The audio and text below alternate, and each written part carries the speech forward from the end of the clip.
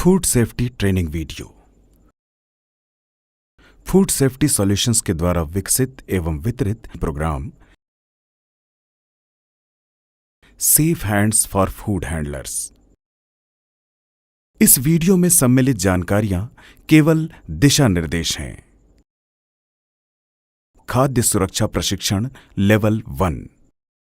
ये training programme बिल्कुल नए कर्मचारियों के लिए है या वे जिन्होंने फूड सेफ्टी ट्रेनिंग पहले नहीं प्राप्त किया है।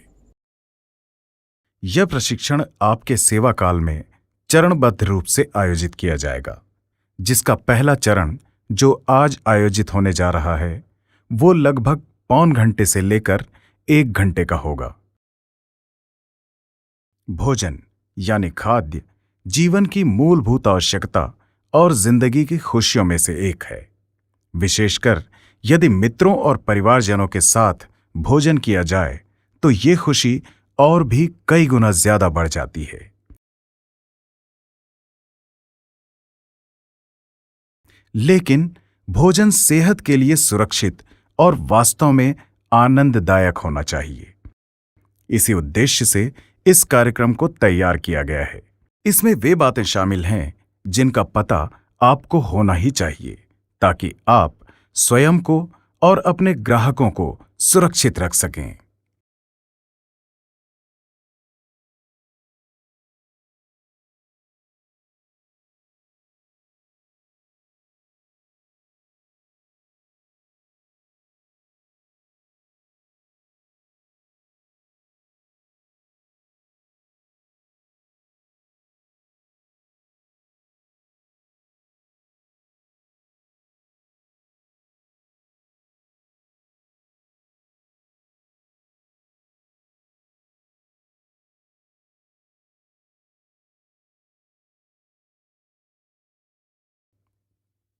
खाद्य सुरक्षा कार्यक्रम।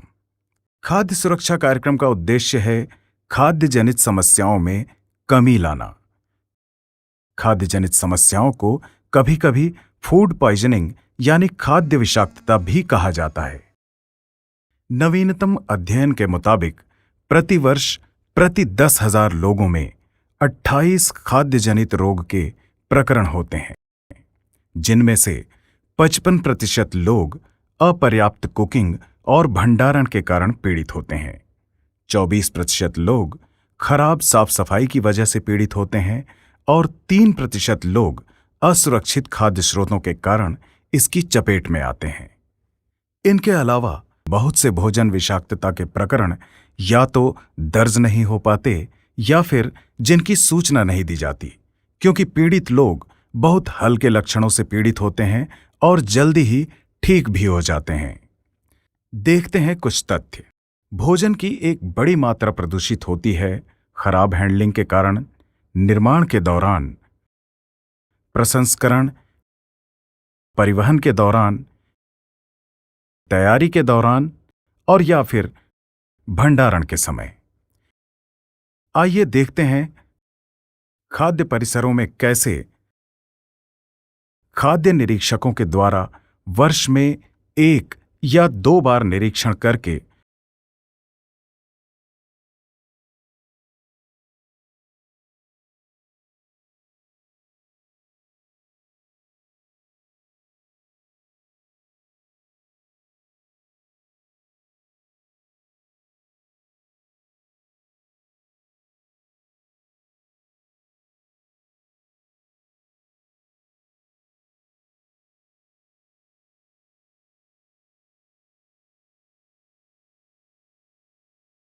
और परिसर के मालिकों और कर्मचारियों को शिक्षित करके खाद्य जनित बीमारियों को कम करने में सफलता हासिल की जा सकती है।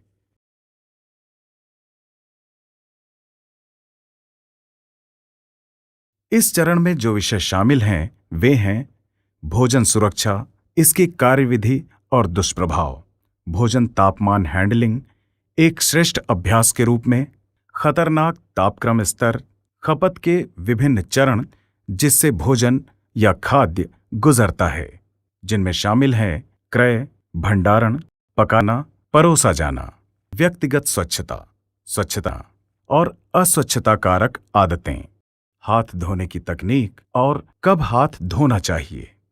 क्या आप भोजन के क्षेत्र में कार्य कर सकते हैं जब आप बीमार हैं? सफाई और स्वच्छता, कीटनाशन और कचरों का प्रबंधन। चलिए शुरुआत करते हैं खाद्य सुरक्षा से। खाद्य सुरक्षा क्या है?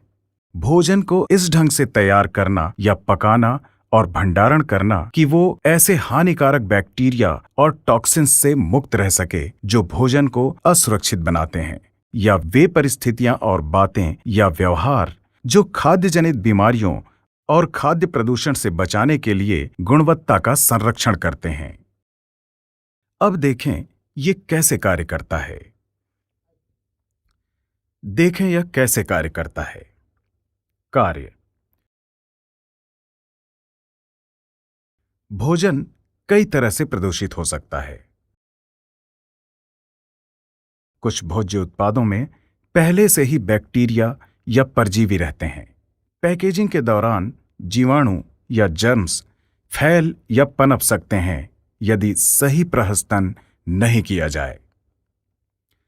सही ढंग से नहीं पकाया जाना या सही ढंग से भंडारण नहीं किया जाना प्रदूषण का कारण बन सकता है। उचित प्रहस्तन और भोज्य पदार्थों की सही तैयारी खाद्य जनित रोगों को बहुत ही कम कर देते हैं।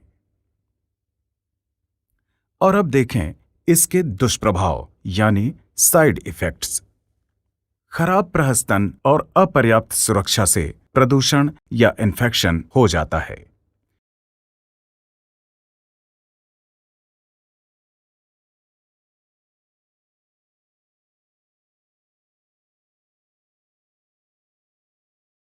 खाद्य जनित रोगों के लक्षण कई प्रकार के होते हैं, लेकिन जिन बीमारियों की आशंका होती है वे हैं पेट दर्द, सिर दर्द, बेचैनी, उल्टी या दस्त।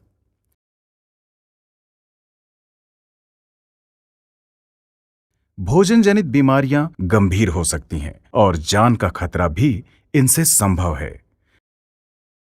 विशेषकर छोटे बच्चों, बुजुर्गों, गर्भवती महिलाओं और कमजोर शारीरिक प्रतिरक्षा तंत्र वाले व्यक्तियों के लिए। प्रशिक्षण के अगले क्रम में है भोजन प्रहस्तन तापमान एक श्रेष्ठ उपाय। भोजन को यथासंभव कम से कम हैंडलिंग यानी कम से कम प्रहस्तन किया जाना चाहिए।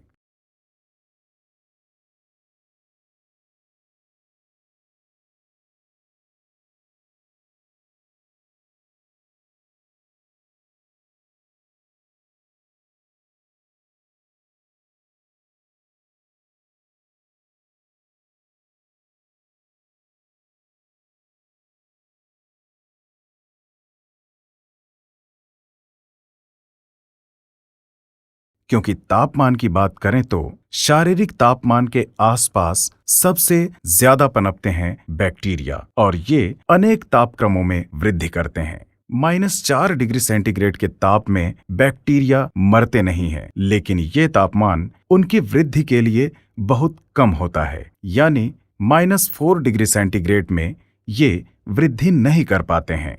ठीक इसी तरह 63 डिग्री सेंटीग्रेड या अधिक का तापमान बैक्टीरिया के लिए बहुत ज्यादा गर्म होता है, यानी 63 डिग्री सेंटीग्रेड में ये वृद्धि नहीं कर पाते हैं। भोजन का सही भंडारण करना चाहिए, जैसे कि कच्चे और तैयार भोजन को अलग अलग भंडारित करें। शीत भंडारण का तापमान 0 डिग्री सेंटीग्रेड से 4 डिग्री सेंटीग्रेड के बीच होना चाहिए।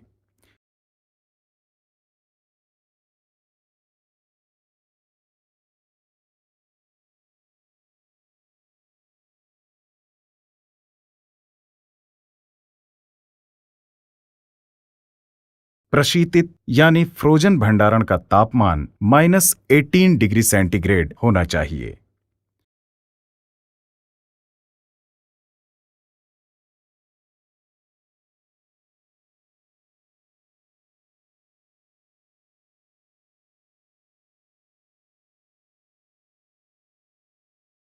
गर्म भोज्य पदार्थों का ताप 63 डिग्री सेंटीग्रेड या उससे ज्यादा ही होना चाहिए।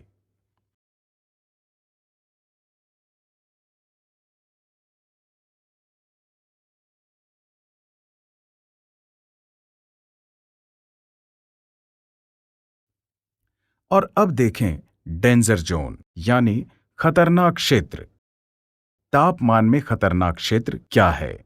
तापमान में 4 डिग्री सेंटीग्रेड से लेकर 60 डिग्री सेंटीग्रेड के मध्य का तापक्रम, जिसमें कि बैक्टीरिया और साथ ही साथ रोग उत्पन्न करने वाले अन्य सूक्ष्म जीवाणु वृद्धि करते हैं, जीवित रहने में सफल होते हैं। इस खतरनाक तापमान क्षेत्र से बचने के लिए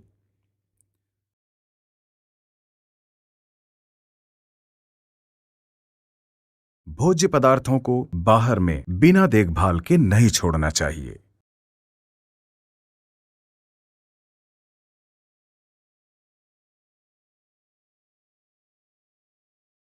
और यदि भोजन खतरनाक तापक्रम क्षेत्र में देर तक या कुछ घंटों तक रह गया हो तो उसे त्याग देना चाहिए। यदि भोजन को तुरंत न परोसा जाने वाला हो और या फिर उसे तुरंत आगे और प्रसंस्कृत न किया जाने वाला हो तो उसे जितनी जल्दी संभव हो 0 डिग्री सेंटीग्रेड से -4 डिग्री सेंटीग्रेड तक ठंडा कर लिया जाना चाहिए।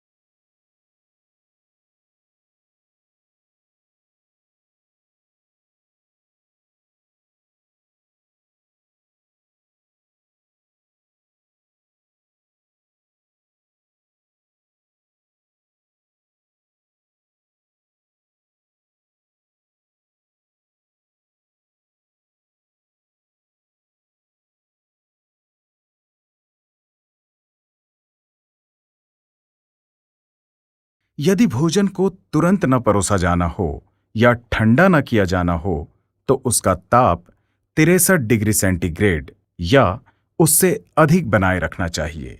इससे बैक्टीरिया की वृद्धि रुक जाती है।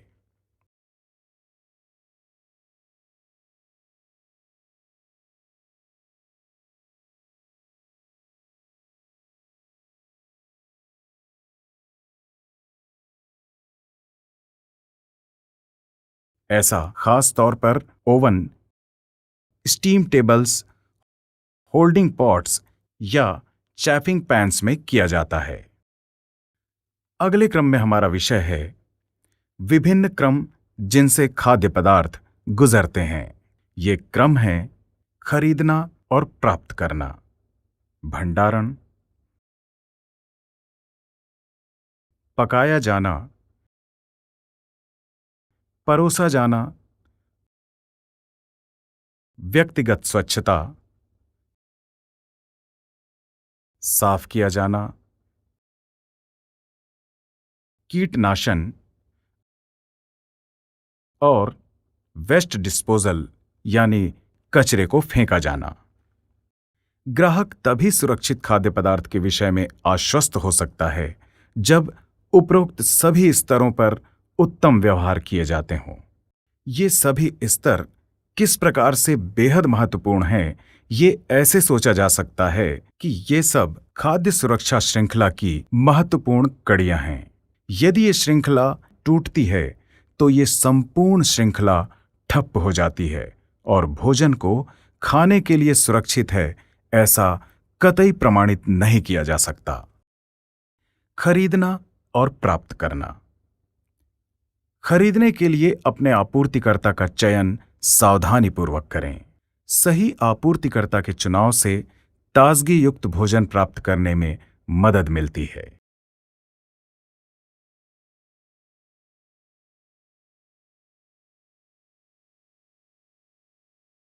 जबकि भोजन को लेते वक्त जो सावधानियां रखनी चाहिए वो हैं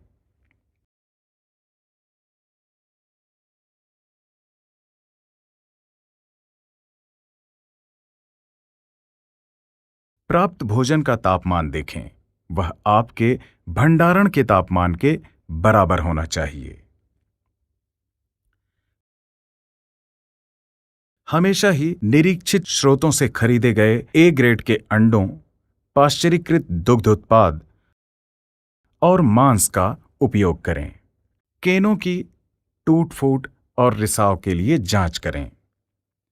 कालातीत होने अर्थात एक्सपायरी होने या सही उपयोग की तिथियों को जांचें। सुनिश्चित करें और निशान पहचानें कि भोजन को थाइंग नहीं किया गया है या फिर से नहीं जमाया गया है। फ्रोजन फूड -18 डिग्री सेंटीग्रेड से नीचे होना चाहिए और लेते समय वह सीधे फ्रीजर में जाना चाहिए, अन्यथा यदि उसे थॉ किया गया है तो उसे फिर से जमाया नहीं जा सकता। उत्पादों की खराबी, कीड़ों या मैल के लिए जांच करें। मांस उत्पादों की ताजापन के लिए जांच करें, जैसे कि चमक, गंधहीनता आदि। खाद्य श्रृंखला का अगला क्रम है भंडारण। डिलीवरी लेने के बाद भोज्य सामानों को जितनी जल्दी हो सके सही स्थानों पर रखना चाहिए। तापमान नियंत्रण और तापक्रम का रखरखाव ऐसे समय में बहुत महत्वपूर्ण होता है।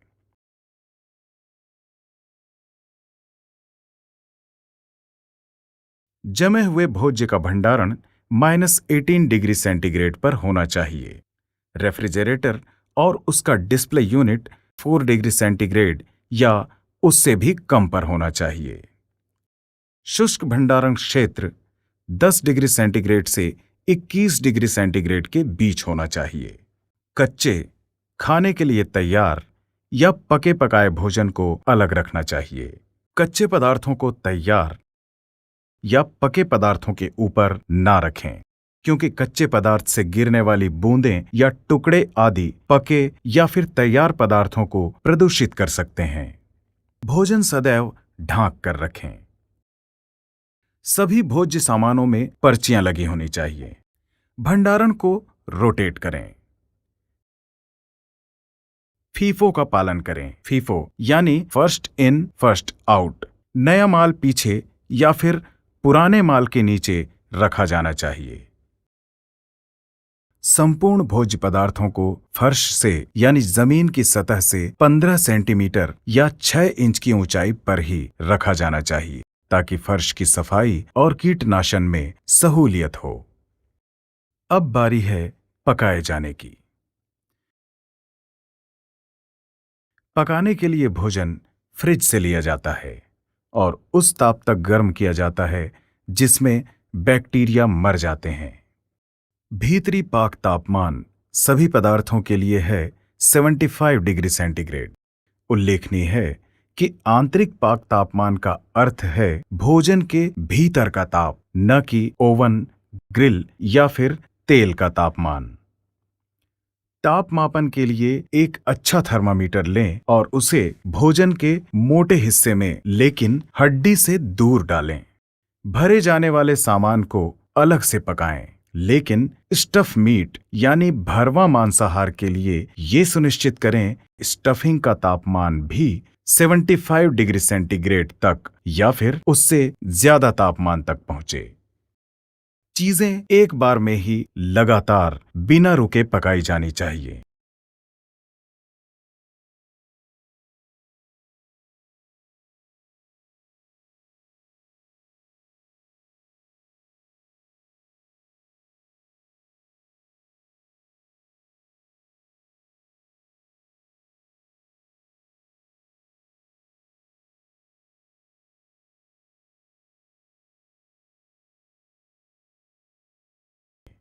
ओवन, फ्रायर आदि को ओवरलोड नहीं करना चाहिए, क्योंकि ओवरलोड की स्थिति में ऊष्मा सभी तरफ एक समान नहीं फैल पाता। ऐसे भोजन को पकाते समय जिसमें कि एक से अधिक मिश्रित मांसाहार शामिल हों, पूरे मांसाहार को अधिकतम ताप पर पकाएं। भोज्य परिसर नियमन के अनुसार न्यूनतम आंतरिक पाक तापमान है पूरे पोल्ट्री के लिए यानी साबुत मुर्ग के लिए 82 डिग्री सेंटीग्रेड या 180 डिग्री फ़ारेनहाइट। पोल्ट्री जो साबुत नहीं यानी टुकड़े या कतरे हुए। 74 डिग्री सेंटीग्रेड अर्थात 165 डिग्री फ़ारेनहाइट। कतरे हुए मांस मुर्ग को छोड़कर इसके लिए तापक्रम है 71 डिग्री सेंटीग्रेड या 160 डिग्री फ़ारेनहाइट। सूअर का मांस साबुत 71 डिग्री सेंटीग्रेड अर्थात 160 डिग्री फ़ारेनहाइट। मछली पकाने के लिए तापक्रम है 70 डिग्री सेंटीग्रेड अर्थात 158 डिग्री फ़ारेनहाइट। सुविधा और सरलता के लिए याद रखा जा सकता है कि साबुत मुर्ग को छोड़कर अन्य सभी के लिए न्यूनतम भीतरी पाक तापमान है 75 डिग्री सेंटीग्रेड यानी 75 डिग्री सेंटीग्रेड। और अब देखें परोसा जाना। ग्राहकों को चाहे परोसा जाए या फिर वे स्वयं परोसें, ध्यान रहे भोज्य प्रदूषित न हो और तापमान में अधिक परिवर्तन न हो। परोसने वाले व्यक्तियों को छुरी, कांटा व चम्मच के उपयोग की तरफ नहीं छूना चाहिए। कप व गिलास को उनके बॉटम या हैंडल से पकड़ें, उनके रिम से न पकड़ें। परोसने के लिए दस्ताने, चिमटे और बर्तनों आदि का प्रयोग करें। अब देखें स्वयं सेवा या बफे। पर्याप्त चम्मच या चिमटे रखें ताकि ग्राहक अपने हाथों का इस्तेमाल करने के लिए प्रेरित न हो।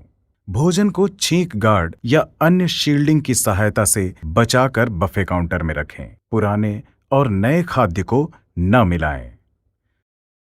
सुनिश्चित करें कि सही ठंडा व सही गर्म तापमान बफे काउंटर पर हमेशा रहे। अब देखें व्यक्तिगत साफ सफाई एक अच्छी आदत। भोजन पदार्थों के वातावरण में कार्य करने के पूर्व कामगारों को तय करना चाहिए कि वे स्वयं व्यक्तिगत रूप से भोज्य को जोखिम में न डाल सकें और स्वच्छता के द्वारा उच्च स्तरीय स्टैंडर्ड्स का उदाहरण प्रस्तुत करना चाहिए। खाद्य कर्मियों को हल्के रंग के कपड़े पहनना चाहिए क्योंकि उनमें जमा धूल जल्दी दिख जाती है और धूल में सूक्ष्म जीवाणु हो सकते हैं। हल्के रंग कार्मिकों को उनके कपड़ों को छूने से या हाथ पोंछने से हतोत्साहित भी करते हैं, जिससे प्रदूषण का खतरा कम होता है। जब कपड़ा गंदा दिखने लगे तो समझें कि कपड़ा बदलने का समय आ गया है। खाद्य परिसर नियमन की आवश्यकता है कि भोजन को हैंडल करने वाले हमेशा साफ कपड़े पहनें। नियमित रूप से हाथ धोना। हाथ बड़ी आसानी से प्रदूषित होते हैं। उंगलियों के पोर, जोड़ आदि में मैल जमा होते हैं, जिस मैल में सूक्ष्म जीव इकट्ठे होते हैं, जिन्हें धोना बहुत ही मुश्किल पड़ता है। इसलिए हाथ नियमित रूप से धोने चाहिए। नाखून छोटे होना चाहिए क्योंकि सामान्य धुलाई नाखून के नीचे की जगह तक नहीं पहुंच पाती। नेल पॉलिश नहीं लगाना चाहिए क्योंकि वो पपड़ी में निकलकर भोजन में मिल सकता है। साथ ही नेल पॉलिश लगाने वाला व्यक्ति नेल ब्रश का उपयोग करना पसंद नहीं करता। गहने भी नहीं पहनने चाहिए क्योंकि ये भी मैल समेट सकते हैं, गिर सकते हैं या यंत्रों अथवा कल पुर्जों में फंस सकते हैं। जले कटे के जख्म को ढांक कर रखें। बाल हमेशा बांधकर और ढांक कर रखें। सिर में हेयर नेट या फिर कैप पहन कर रखें। खाद्य परिसर नियमन कहता है कि फूड हैंडलर को हेड गियर्स पहनना चाहिए जो बालों को सीमा में रखता है। इत्र, दुर्गंधनाशक, आफ्टर शेव या मेकअप की अधिकता न करें। रेडी टू ईट भोज्य के लिए दस्ताने। याद रखें डिस्पोजेबल दस्ताने भी खुले हाथों की तरह प्रदूषित हो सकते हैं, इसलिए दस्ताने भी नियमित रूप से बदलते रहना चाहिए, वरना इन दस्तानों से ही प्रदूषण हो सकता है। अस्वच्छता कारक व्यवहार। कुछ लोगों की निजी आदतें होती हैं जो कि उनके घर में स्वीकार्य हो सकती हैं, लेकिन अन्य लोगों के लिए भोजन तैयार करते समय नहीं होती। इन चीजों से बचें। धूम्रपान, चबाना, थूकना, खांसना, छींकना,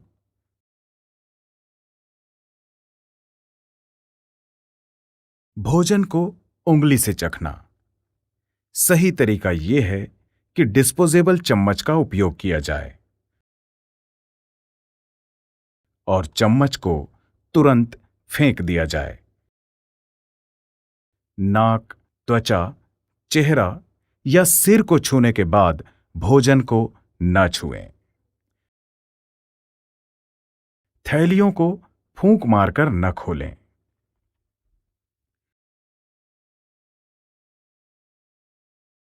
टॉयलेट जाकर आने के बाद हाथ नहीं धोना बहुत गलत है। पेशाब करने या शौच करने के बाद महत्वपूर्ण है हाथ धोना। लोगों को जानकारी शायद न हो कि सूक्ष्म जीवों को रोकने के लिए टॉयलेट पेपर सही रुकावट नहीं है और वे उससे होकर गुजर जाते हैं। इस माध्यम से बहुत से भोजन जनित रोग फैलते हैं। मल में बहुत से सूक्ष्म जीवाणु पाए जाते हैं और अगर वे भोजन में मिल जाएं तो बहुत सी बीमारियां फैलाते हैं। हाथ धोने के 6 चरण। हाथ धोना एक इकलौता और सबसे महत्वपूर्ण तरीका है रोगों को फैलने से रोकने का। उचित ढंग से हाथ धोना एक भोजन से दूसरे में रोग फैलने से रोकता है। साथ ही शरीर से भोजन में प्रदूषण फैलने से रोकने के लिए भी हमेशा हाथ धोने चाहिए। आइए देखें हाथ धोने का सही तरीका। हाथ गुनगुने गर्म पानी से गीला करें। अब तरल साबुन लें।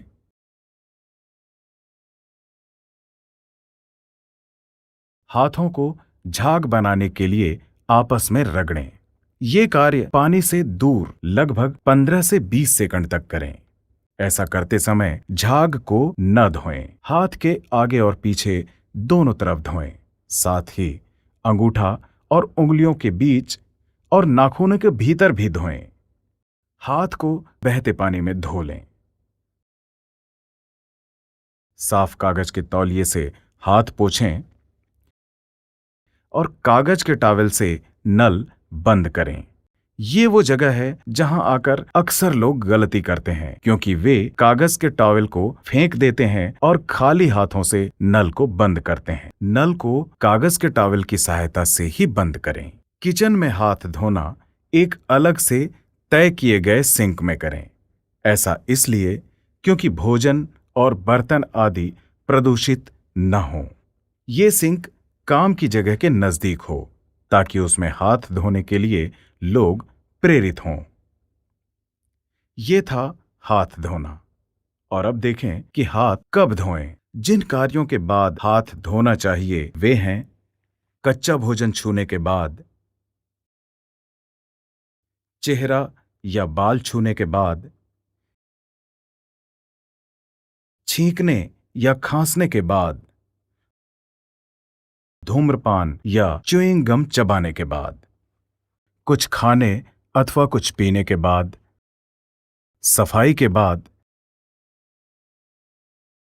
यदि काउंटर पर हों तो पैसे रुपये छूने के बाद, और हां, टॉयलेट से आने के बाद हाथ धोने चाहिए। क्या आप भोजन की जगह पर कार्य कर सकते हैं यदि आप बीमार हों? जान लें, यदि आप उल्टी या दस्त से पीड़ित हैं और भोजन के समीप कार्य कर रहे हैं तो भोजन की सुरक्षा को जोखिम में डाल रहे हैं। बीमारी की अवस्था में शरीर से स्वस्थ होने की स्थिति की तुलना में ज्यादा रोगकारक जीवाणु निकलते हैं।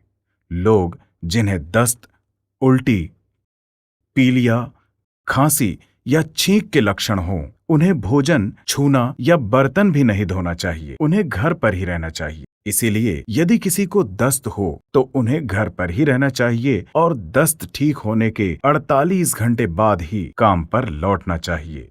क्योंकि जब आप अच्छा हो चुका महसूस करते हैं, तब भी सूक्ष्म जीवाणु शरीर में मौजूद रहते हैं और भोजन में फैल सकते हैं। अपने सुपरवाइजर को सूचित करें यदि आप बीमार हैं, क्योंकि ये खाद्य सुरक्षा पर असर करता है।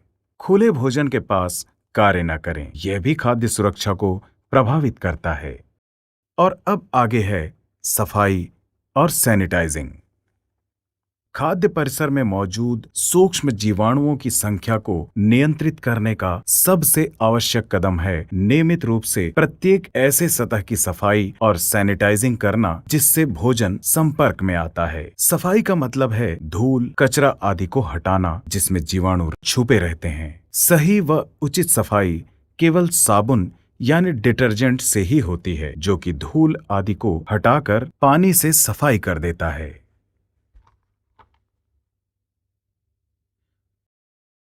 पोछा करने के गीले कपड़े सूक्ष्म जीवाणुओं को पनपने के लिए सर्वश्रेष्ठ अवसर और स्थान प्रदान करते हैं। गंदे कपड़े से पोंछना केवल बैक्टीरिया को फैलाता है। उन्हें नियमित रूप से धुलाएं, खासतौर पर तब जब ये कच्चे मांस या फिर उनके रस के संपर्क में आए। सैनिटाइज करना। सैनिटाइजर्स अनिवार्य हैं क्योंकि वे जीवाणुओं को खत्म करने में सहायता करते हैं। अलग अलग निर्माताओं के पास अलग अलग सैनिटाइजर्स उपलब्ध होते हैं। इन सैनिटाइजर्स का प्रमुख सक्रिय घटक सामान्यतया इनमें से कोई रसायन होता है। आयोडीन 25 पार्ट्स पर मिलियन सांद्रता युक्त आयोडीन 24 डिग्री सेंटीग्रेड तापमान का पानी और संपर्क समय 45 सेकंड। या फिर क्लोरीन 100 पार्ट्स पर मिलियन सांद्रता युक्त क्लोरीन 24 डिग्री सेंटीग्रेड तापमान का पानी और संपर्क समय 45 सेकंड। एक आसानी से उपलब्ध और कम कीमत का सैनिटाइजर वो है ब्लीच। 100 पार्ट्स पर मिलियन क्लोरीन का विलयन बनाने के लिए 10 मिलीलीटर यानी 2 चाय के चम्मच ब्लीच को मिलाएं 4 लीटर पानी में। घोल तैयार है। रासायनिक सैनिटाइजिंग के लिए जांच पट्टियां उपलब्ध होनी चाहिए। और अब इन पर ध्यान दें। किचन के स्टाफ को ध्यान रखना चाहिए कि वे किचन के कार्यक्षेत्र और यंत्रों को साफ और स्वास्थ्यकर रखें। हमेशा सफाई और सैनिटाइजिंग की सही विधि ही अपनाई जानी चाहिए। जैसे कि कोई भी खाद्य सामान या बिखराव गिर गया हो तो उसे नष्ट कर दें। उसके बाद साबुन पानी से साफ करके रगड़ के पोंछ दें।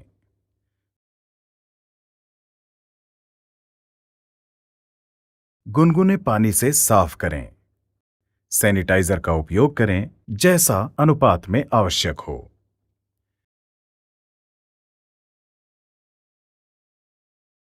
भोजन हमेशा साफ सतह पर रखें।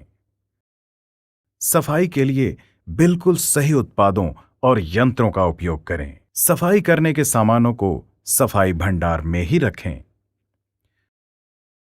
और अब अगला क्रम कीट नियंत्रण। इंसेक्ट्स और रोडेंट्स धूल और सूक्ष्म जीवों को अपने पैरों के बाल और मल के द्वारा फैलाते हैं। इनके परिणाम स्वरूप भोजन बर्बाद हो जाता है। इनका नियंत्रण करना सामान्य है। इन्हें भोजन और आश्रय मिलने न दें। एक बार ये आ जाएं तो इन्हें रोकना बहुत मुश्किल होता है। इसलिए इनका रोकथाम बेहद महत्वपूर्ण है। एक खाद्य कर्मी के रूप में आपकी ये जिम्मेदारी है कि आप कीट दिखने या उसके कोई भी लक्षण दिखने पर तुरंत सूचित करें। कुछ बातें जिन पर ध्यान देना चाहिए वे हैं रोडेंट्स और इंसेक्ट्स। कुछ खास निशान देखें जैसे पैरों के निशान, ड्रॉपिंग्स, जाले आदि या फटे हुए पैकिंग्स। यदि इनमें से कुछ भी मिले तो तुरंत प्रभारी को सूचित करें ताकि वे तुरंत उचित कार्यवाही कर सकें। दरवाजों और खिड़कियों में स्क्रीन लगाएं ताकि फ्लाइज बाहर ही रहें। यदि परिसर में कोई भी छेद दिखे तो उसकी सूचना दें। आने वाले सामानों की इन्फेस्टेशन के लिए जांच करें। इनके भोजन या पानी के स्रोत खत्म कर दें। रिसने वाली टोंटियों को बंद करें और सिंक, बाल्टी आदि में पानी कभी न छोड़ें। स्टॉक को रोटेट करें और पहले आए पहले जाए का पालन करें। भोजन को हमेशा ढांक कर रखें और साथ ही कचरा और कचरे के डिब्बे को भी हमेशा ढांक कर रखें। आइए देखें वेस्ट डिस्पोजल। कीटों को आकर्षित होने से रोकने के लिए बेकार सामग्री के निस्तारण की प्रणाली का पालन करें और इसके लिए कचरा पेटियों का इस्तेमाल करें। कचरा पेटियां भर जाएं तो किचन के कार्यकर्ता को सूचना दें ताकि पेटी हटाई जा सके और साफ की जा सके। ध्यान रखें, कचरा पेटियां ढकी रहें। कचरा या बेकार सामग्री को हाथ लगाने के बाद हाथ धोना कभी न भूलें। आइए आज जो कुछ हमने जाना उसे एक बार फिर से देखें। भोजन सुरक्षा, इसकी कार्यविधि और दुष्प्रभाव। भोजन तापमान हैंडलिंग एक श्रेष्ठ अभ्यास के रूप में। खतरनाक तापक्रम स्तर, खपत के विभिन्न चरण जिससे भोजन या खाद्य गुजरता है, जिनमें शामिल हैं क्रय, भंडारण, पकाना, परोसा जाना। व्यक्तिगत स्वच्छता, स्वच्छता और अस्वच्छता कारक आदतें। हाथ धोने की तकनीक और कब हाथ धोना चाहिए। क्या आप भोजन के क्षेत्र में कार्य कर सकते हैं जब आप बीमार हैं। सफाई और स्वच्छता, कीटनाशन और कचरों का प्रबंधन।